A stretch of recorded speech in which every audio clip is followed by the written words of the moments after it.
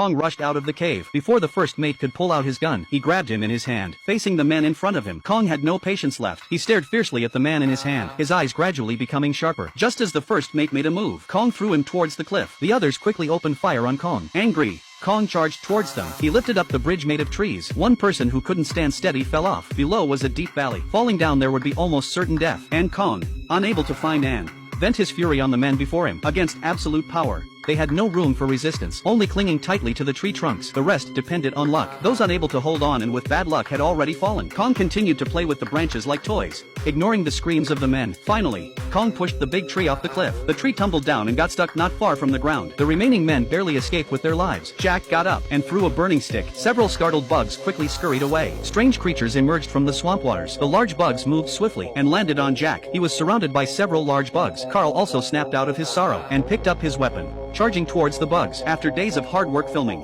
all was lost. The bugs gathered around Jack were finally killed, and he was unharmed. Carl, on the other hand, was surrounded by the bugs. After they finally eliminated all the large bugs, a group of scorpions surrounded them, with a more terrifying shape and size than the bugs, and they were energetic and eager after their recent movement. The three completely lost the will to resist, as scorpions continued to approach from afar. At this critical moment, the captain and his crew arrived. They shot at the scorpions climbing down. Their bodies fell to the bottom of the cliff. The scorpions couldn't withstand the bullets, and they were quickly eliminated. The rescue team reached the bottom of the valley. Jack and Carl were finally saved. The others, who had experienced life and death, had given up searching for Anne. Only Jack believed in the power of true love, planning to rescue Anne from Kong's grip alone. And Carl, whose dreams of a great film had been shattered, suddenly had a bold idea: to capture Kong and sell him for money. He persuaded the captain to help him complete this daunting task.